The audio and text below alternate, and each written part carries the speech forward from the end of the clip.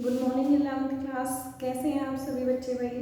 I hope सभी स्वस्थ होंगे, अच्छे होंगे और अपनी स्टडी जो मैं आपको करवा रही हूँ वो आप साथ के साथ कर रही होंगे। नोट्स वगैरह भी मैंने आपको बनाने के लिए बोला था, तो आपको नोट्स वगैरह भी साथ के साथ बनाने हैं। देखिए बच्चों, हमने अभी तक जो किया है वो हमने पढ़ा है डायरेक्टिव प्रिंसिपल्स, फंडामेंटल राइट्स। हमने क्या पढ़ा था? मौलिक अधिकारों के बारे में पढ़ा था। I was discuss with you, these are from 12 to 35 article तक हमने स्टडी किया और कुछ जो मेन आर्टिकल्स थे उनके बारे में मैंने आपको बताया। Means you know very well about your fundamental rights. आप अपने मौलिक अधिकारों के बारे में जानते हैं। आपके मौलिक अधिकार जो है वो टोटल 6 हैं, जिनके बारे में मैंने आपको इन डिटेल स्टडी करवाया है। Is it clear to you now? Okay, अब जो हम स्टार्ट करने जा रहे हैं, अब हम स्टार्ट करेंगे directive principles of the state. राज्य के नीति निर्देशक सिद्धांतों के बारे में हम यहाँ पर बात करने वाले हैं। तो जब मैं इस चर्चा की शुरुआत करती हूँ तो सबसे पहले what is the importance of directive principles of state and directive principles of state होते क्या हैं। तो यहाँ पर शुरुआत करने से पहले मैं आपको आर्टिकल्स बताना चाहती हूँ कि कहाँ से कहाँ तक कौन से आर्टिकल में हमारे डायरेक्टिव प्रिंसिपल ऑफ स्टेट को एक्सप्लेन किया गया है। देखिए, in the third part there is a explanation of the fundamental rights. यहाँ तीसरे भाग में मौलिक अधिकारों का वर्णन किया गया है, which are from 12 to 35 article, जो कि अनुच्छेद संख्या 12 से लेकर 35 तक थे। अब जो हम डिस्कस करने वाले हैं वो हम यहाँ पर directive principle of states, these are from 36 to 51 article. 51 article तक राज्य के नीति निर्देशक सिद्धांतों का वर्णन किया गया है। तो देखिए, राज्य के नीति निर्देशक सिद्धांतों की हमें जरूरत क्यों पड़ी, समझिए आप इस चीज़ को। जैसे लोगों के वेलफेयर के लिए, लोगों के कल्याण के लिए, ठीक है, जो नीतियाँ वगैरह बनाई जाती हैं, जो पॉलिसीज होती हैं, वो सारी की सारी जो है नीति निर्देशक सिद्धांतों में ही लागू की जाती हैं। और ये जो नीति निर्देशक, जैसे आपके मौलिक अधिकारों का हनन होता है तो आप ऐसी स्थिति में उच्च न्यायालय या उच्चतम न्यायालय, हाई कोर्ट या सुप्रीम कोर्ट में जा सकते हैं, रिट जारी करवा सकते हैं। लेकिन जो ये है नीति निर्देशक सिद्धांत हैं, इनके लिए आप कोई भी वाद उत्पन्न नहीं कर सकते हैं। किसी भी हाई कोर्ट या सुप्रीम कोर्ट जाकर आप कोई भी ऐसा आदेश जारी नहीं करवा सकते हैं कि जिससे आप कहें कि ये जो है हमें मिलना चाहिए। लाइक एज सरकार को अपने राज्य के लोगों की शिक्षा के बारे में सोचना चाहिए, ठीक है, सरकार को उससे संबंधित कुछ नीतियाँ बनानी चाहिए और अपने जो उनके नागरिक हैं उनके लिए उनको क्या जो बेसिक नीड्स होती है उनकी वो फुलफिल करनी चाहिए। जैसे उनको रोटी, वस्त्र, मकान जो है वो मिलना चाहिए। इससे संबंधित वो कोई भी नीतियाँ बना सकती हैं। लेकिन यदि वो ऐसी स्थिति होती है कि जैसा कि आपने भारत में देखा होगा कि हमारे भारत में बहुत सारे लोग क्या हैं, बेरोजगार हैं, गरीब हैं और ऐसी भी स्थिति है कि वो मतलब किसी टाइम पर उनको खाना नहीं मिलता है या उनके सिर पर छत नहीं है, ऐसे भी लोग इंडिया के अंदर एग्जिस्ट करते हैं। तो ऐसा बिल्कुल भी नहीं है कि वो लोग जो है वो हाई कोर्ट या सुप्रीम कोर्ट में कोई याचिका दायर कर सकते हैं कि ये राज्य के नीति निर्देशक सिद्धांत के अंतर्गत आता है और ये लागू होना चाहिए, क्योंकि जो राज्य के नीति निर्देशक सिद्धांत बनाए गए हैं वो न्यायालय में बिल्कुल भी कदापि भी मतलब चुनौतीपूर्ण नहीं है। उनको चुनौती जो है वो न्यायालय में नहीं दी जा सकती है, ठीक है। तो यहाँ से मैंने आपको ये बताया कि जो भी नीति निर्देशक सिद्धांत होंगे, मैंने आपको बताया कि किस तरीके के नीति निर्देशक सिद्धांत हो सकते हैं, डायरेक्टिव प्रिंसिपल ऑफ स्टेट हो सकते हैं, बट उनको लागू करवाने के लिए चुनौती नहीं दी जा सकती। It's depend only on the state. ये किस पर निर्भर करता है? राज्य पर निर्भर करता है। हम मौलिक अधिकारों की बात डायरेक्टली यहाँ पर स्टडी कर रहे हैं। किस चीज़ के बारे में स्टडी कर रहे हैं? डायरेक्टिव प्रिंसिपल ऑफ स्टेट्स का स्टडी कर रहे हैं। They are correlated to each other. ये दोनों के दोनों एक दूसरे से संबंधित हैं। किस तरीके से संबंधित हैं वो मैं अभी आपको एक्सप्लेन करूंगी यहाँ पर कि किस तरीके से एक दूसरे से ये रिलेटेड हैं। देखिए बेटे, जैसे मैंने आपको बताया कि 1978 अकॉर्डिंग टू 44 अमेंडमेंट 1978 में 44वें संशोधन के बाद हमारा right to property, this is the fundamental right, this is our fundamental right which is included in the 19th article of part 7। ठीक है। 19वें अनुच्छेद के 7वें भाग में राइट टू प्रॉपर्टी, संपत्ति के अधिकार को एक्सप्लेन किया गया था। बट आफ्टर द 44 अमेंडमेंट, लेकिन 44वें संशोधन के बाद 1978 में उसे वहां से हटाकर कहाँ इंक्लूड कर दिया गया है, इन 300A आर्टिकल में उसे इंक्लूड कर दिया गया है। ठीक है, अब जो प्रॉपर्टी का राइट है वो हमारा क्या बन गया है, एक लीगल राइट बन गया है। तो कॉन्ट्रडिक्शन कहाँ से स्टार्ट हुई, what is the relation between fundamental right and what is the relation between fundamental right and the directive principle of the state. देखिए, ये यहाँ से बनना स्टार्ट हुआ जब राज्य सरकार ने मतलब एक पॉलिसी लेकर आए, एक नीति लेकर आए, जिसमें जो जमींदारी थी, जमींदारी में से जो प्रॉपर्टी वगैरह होती थी, जिनके पास ज़्यादा ज़मीन होती थी, उनकी प्रॉपर्टी को एक्वायर कर लिया गया, उनकी संपत्ति को एक्वायर कर लिया गया। ठीक है, लोक कल्याण के लिए सरकार ने जिनके पास ज़्यादा संपत्ति थी उनकी संपत्ति को एक्वायर कर लिया, अधिकृत कर लिया। तो ऐसी स्थिति में काफ़ी तनाव की स्थिति उत्पन्न हो गई, और तनाव की स्थिति इस तरीके से उत्पन्न हुई कि यहाँ पर लोग जो, अब देखिए, राइट टू प्रॉपर्टी, संपत्ति रखने का अधिकार, बिफोर 1978 1978 से पहले क्या था, हमारा मौलिक अधिकार था। और हमारे मौलिक अधिकारों का कोई हनन करता है तो हम क्या कर सकते हैं, कोर्ट में रिट जारी करवा सकते हैं। हमारे फंडामेंटल राइट्स का कोई ऐसे हनन नहीं कर सकता है। तो वही स्थिति उत्पन्न हुई, सरकार ने मतलब लोगों के कल्याण के लिए क्या किया, लोक कल्याण के लिए संपत्ति को अपने अधिकृत करना स्टार्ट कर दिया, एक्वायर करना स्टार्ट कर दिया। बट कॉन्ट्रडिक्शन कहाँ आ गई, ऐसे कैसे एक्वायर किया जा सकता है जब वो एक फंडामेंटल राइट है। ठीक है, तो फंडामेंटल राइट की स्थिति में उसे एक्वायर नहीं किया जा सकता है। ये याचिका जो थी, जो लोग खिलाफ थे इसके, जो इसके अगेंस्ट थे, और काफ़ी भारी तादाद में लोग इसके अगेंस्ट थे, तो ये याचिका बेटे दायर की गई। ठीक है, ऐसी स्थिति में ये कहा गया कि जब लोक कल्याण के लिए, यदि लोक कल्याण की वजह से किसी मौलिक अधिकार, कोई मौलिक अधिकार प्रभावित होता है, तो ऐसी स्थिति में उसमें क्या किया जा सकता है, संशोधन किया जा सकता है, उसमें बदलाव किया जा सकता है। संशोधन मतलब कोई भी चेंज करना, वहाँ पर कुछ शब्दों को ऐड कर देना या किसी चीज़ को वहाँ से रिमूव कर देना, एक्सक्लूड कर देना, यही अमेंडमेंट होती है। तो जो आपका फिर ऐसे कहा गया कि मौलिक अधिकारों का हनन हो रहा है, तो वहाँ क्या कर दिया गया, स्थिति ऐसी हुई कि जो हमारा फंडामेंटल राइट था, राइट टू प्रॉपर्टी, वो वहाँ से हटा दिया गया।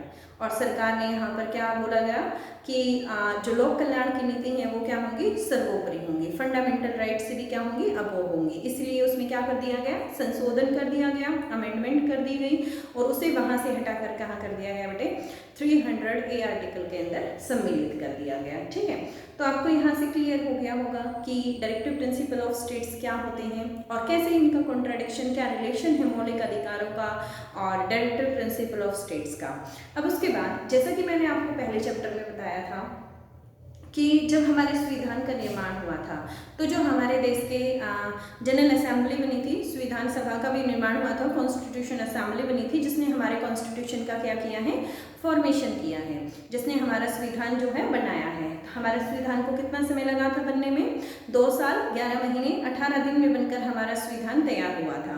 जब हमारे ये संविधान तैयार किया गया था तो उस टाइम पे हमारे नेताओं ने पूरे विश्व के संविधान, जितने भी जहाँ जिस भी देश का संविधान बना हुआ है, उन्हीं सभी देशों के संविधान को उठाया था और उनमें से जो उनको बेस्ट लगा था उस पॉइंट को वहाँ से अपना लिया था और हमारे भारत के संविधान में सम्मिलित कर दिया था। तो ऐसे ही जो हमारा डायरेक्टिव प्रिंसिपल ऑफ स्टेट है, ये भी हमारा सम्मिलित किया गया है।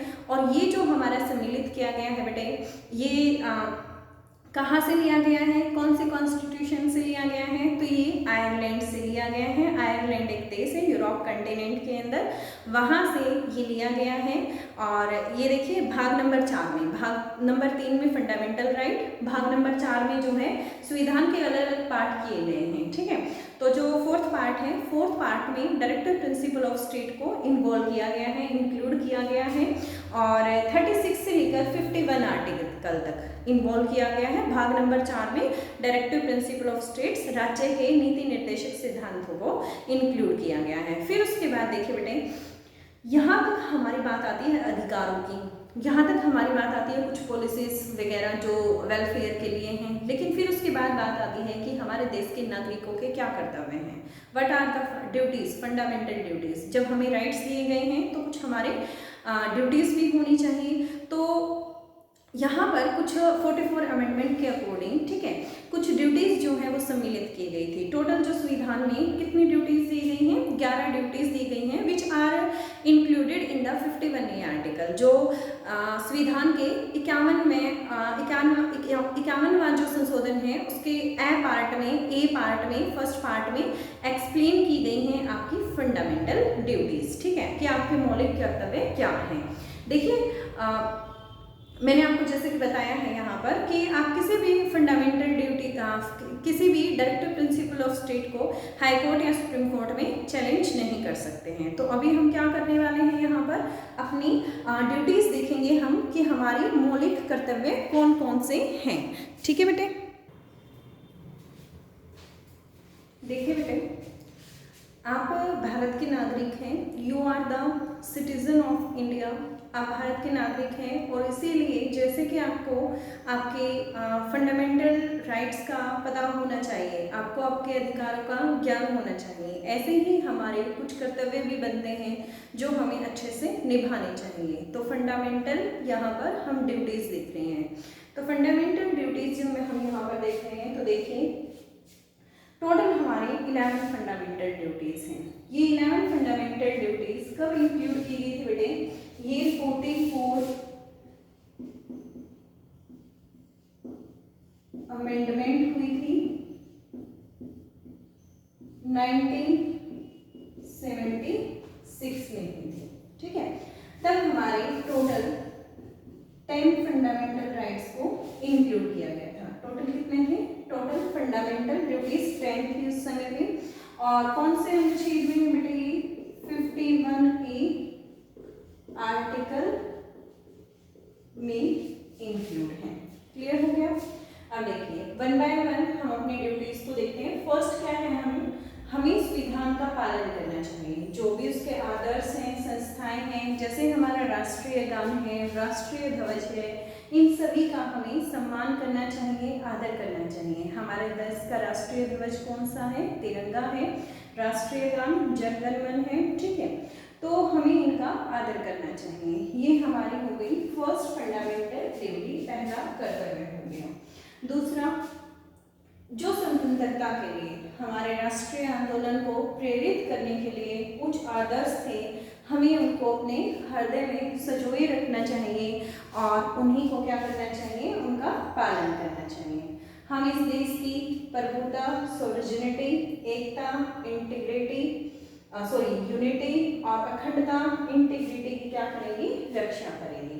जैसे हमारा भारत जो है वो एट प्रेजेंट 28 स्टेट्स का क्या है, एक संघ है, ठीक है, राज्यों का संघ है।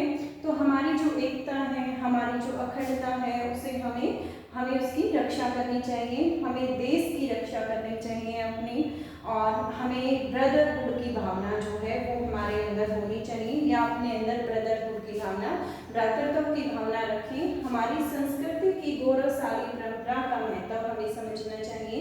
पर्यावरण को हमें, जो हमारा प्राकृतिक पर्यावरण है, this is the 7th duty, इसको हमें सुरक्षित रखना चाहिए, और वैज्ञानिक दृष्टिकोण तथा ज्ञान अर्जन की जो भावना होती है उसे विकसित करना चाहिए। सार्वजनिक संपत्ति का कभी भी नुकसान नहीं पहुंचाना चाहिए। पब्लिक प्लेस पर कोई भी तोड़फोड़ या किसी भी प्रकार का कोई भी हमें नुकसान नहीं करना चाहिए। यह हमारा मौलिक कर्तव्य है कि हम उसे सुरक्षित रखें। व्यक्तिगत एवं सामूहिक गतिविधियों के सभी क्षेत्रों में उत्कर्ष की ओर बढ़ने का हमें क्या करना चाहिए, सतत प्रयास, मतलब कंटिन्यूटी में एफर्ट करने चाहिए। अब देखिए बेटे, पहले 1976 में जब ये इंक्लूड की गई थी तो उस समय पे टोटल सिर्फ 10 ड्यूटीज को इंक्लूड किया गया था। After that 1 duty is more included, कौन सी, माता पिता या जो संरक्षक हैं, तो 6 से 14 वर्ष के बच्चों को प्राथमिक शिक्षा क्या है, देनी चाहिए। प्राथमिक शिक्षा तो ये बाद में सम्मिलित किया गया, और जो चीज बेटा बाद में सम्मिलित की जाती है वो अमेंडमेंट संशोधन के द्वारा सम्मिलित की जाती है। तो 86 86वें संशोधन के द्वारा ये जो है इसमें सम्मिलित की गई थी। 86 अमेंडमेंट के द्वारा ये इसमें इन्वॉल्व की गई थी। तो देखिए आप यहाँ से इसमें जो इम्पोर्टेंट चीज है वो यही है, this is the very important. ठीक है, क्यों इम्पोर्टेंट है? डायरेक्टली आपसे पूछा जा सकता है कि कौन से संविधान संशोधन के द्वारा हमारे मौलिक कर्तव्यों में 11वां जो कर्तव्य है वो जोड़ा गया था। तो कौन से कर्तव्य, कौन से संविधान संशोधन के द्वारा? 86वें संशोधन के द्वारा। एक क्वेश्चन यहाँ से बेटे ये बनता है, this is the constitution question.